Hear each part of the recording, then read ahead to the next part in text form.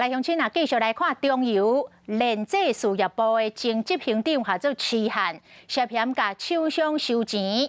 检察官搜索的时阵，发现伊的办公室有一间细间的房间，都袂输是伊个人的小金库同款。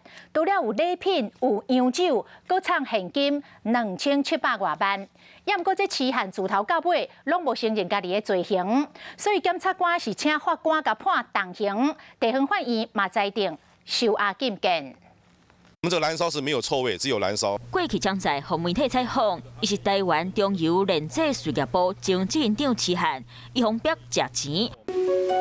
拖内底藏一沓搁一沓现金，这钱是为痴汉办公室内底一间超3平细金房间抄出来，拢总有2710万块。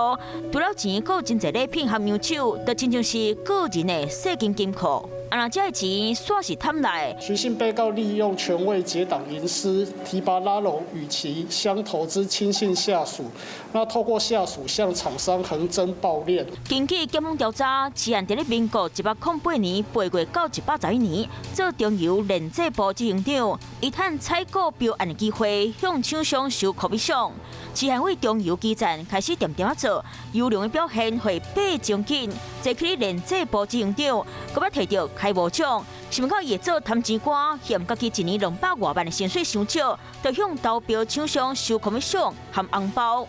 这件歪钱案毛中油感觉做更小的。整个采购授权的部分，还有我们联能整个的做法上，都有做一个全盘的检讨。高雄桥头地检署侦查对痴汉自头到尾无承认犯案，检方要求该判重刑，但伊嘛裁定该压起来。